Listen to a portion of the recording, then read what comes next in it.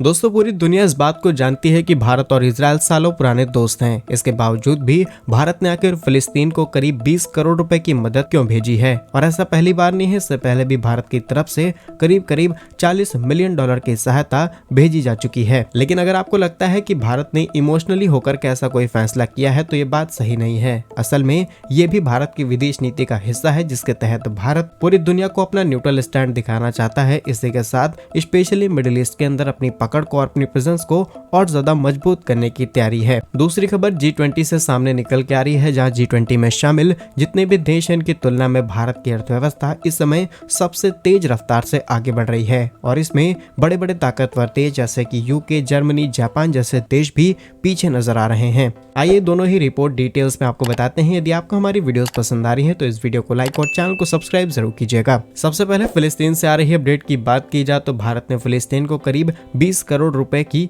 सहायता प्रदान की है। ये सहायता उन लोगों के लिए दी गई है जो कि फिलिस्तीन के शरणार्थी हैं। इसके अलावा उनके कल्याण और विकास के लिए ये महत्वपूर्ण मानी जा रही है। अगर आप इसी साल के आंकड़ों को निकाल करके देखेंगे तो पाएंगे कि जब यूनाइटेड नेशंस के अंदर फिलिस्तीन के खिलाफ वोटिंग करने का समय आता है तो भारत यहाँ पर वोटिंग में पार्टिसिपेट ही नहीं करता है। इसी के साथ हम इजराइल के साथ अपने रिलेशंस को पैरेलली स्ट्रॉन्ग करते हुए चल रहे हैं, लेकिन भारत न्यूट्रल रहते हुए सभी देशों के साथ अपने अच्छे रिलेशंस रखना चाहता है। इसीलिए UNRWA यानी कि संयुक्त राष्ट्र राहत एवं कार्य एजेंसी के माध्यम से भारत अलग अलग देशों को इसी तरीके की सहायता समय समय पर देता आया है और एक बार फिर फिलिस्तीन के शरणार्थियों की ये सहायता भारत की तरफ से की गई है। आंकड़ों के मुताबिक भारत ने अब तक UNRWA के माध्यम से करीब 40 मिलियन डॉलर की सहायता दे रखी है। साल 2024 और 25 के आंकड़ों के मुताबिक भारत ने प्रॉमिस किया है कि करीब 5 मिलियन डॉलर की सहायता का योगदान दिया जाएगा, जिसमें से करीब 2.5 मिलियन डॉलर की पहली किस्त भेजी जा चुकी है। और जैसा कि हमने बताया कि ये भारत की विदेश नीति का ही हिस्सा है, क्योंकि जिस तरीके से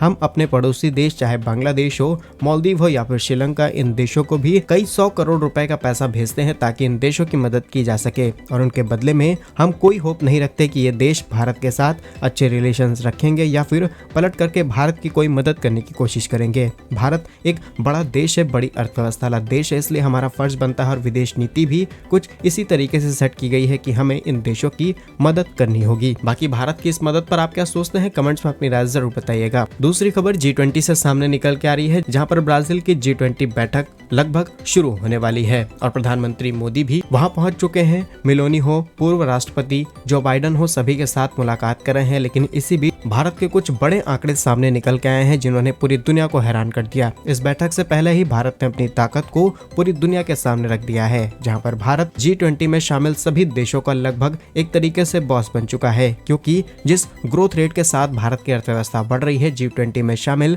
कोई भी ऐसा देश नहीं है जो इस रफ्तार से आगे बढ़ रहा हो। आंकड़ों की बात की जाए तो IMF के वर्ल्ड इकोनॉमिक आउटलेट की रिपोर्ट के अनुसार भारत की ग्रोथ रेट फाइनेंशियल ईयर 2024 के अंदर 7% रही है। इसके अलावा आने वाले समय में भी ये ग्रोथ बहुत ज्यादा नीचे नहीं जाने वाली। साथ ही कुछ दिनों पहले IMF की तरफ से एक और रिपोर्ट पब्लिश की जाती है जिसमें बताया जाता है कि भारत जापान को रिप्लेस करते हुए दुनिया की चौथी सबसे बड़ी GDP वाला देश बनने वाला है और ये आंकड़ा हमें 2025 में देखने को मिलेगा। इसी के साथ G20 में शामिल कुछ और ताकतवर देशों पर नजर डाली जाए तो भारत के बाद इंडोनेशिया, जिसकी GDP भारत से नीचे रहने वाली है। इसके अलावा इनकी ग्रोथ रेट करीब 5% से आगे बढ़ेगी। इसके अलावा चीन की बात की जाए तो चीन 4.8%, अर्जेंटीना 3.5%, रूस 3.6%। इसी के साथ ब्राजील, अफ्रीका, तुर्की, इन तीनों देशों की लगभग 3% के आसपास ग्रोथ रेट रहने वाली है। अमेरिका बहुत ही बुरे हालात के दौर से गुजर रहा है, क्योंकि अमेरिका की अर्थव्यवस्था साल 2025 में सिर्फ 2.8% की दर से आगे बढ़ने वाली है। साथ ही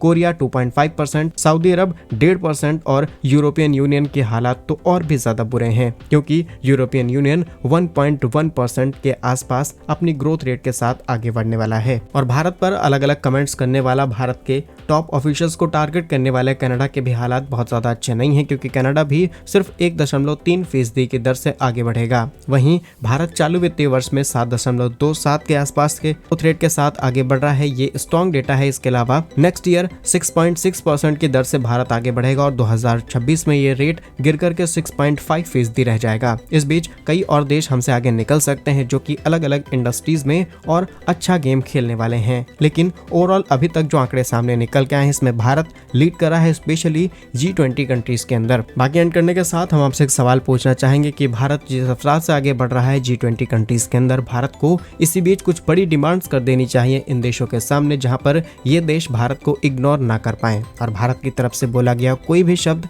इस समय इंटरनेशनल हेडलाइंस बन सकता है जिसको नजरअंदाज नहीं किया जा सकता। इसमें चाहे संयुक्त राष्ट्र की सदस्यता लेना हो या फिर बड़े और ताकतवर देशों की श्रेणी में भारत को शामिल करना। आप अपनी राय कमेंट्स में जरूर बताइएगा। भारत कैसे ही वीडियोस पाने के लिए वीडियो को लाइक, चैनल को सब्सक्राइब जरूर कीजिए। वंदे मातरम, भारत माता की जय।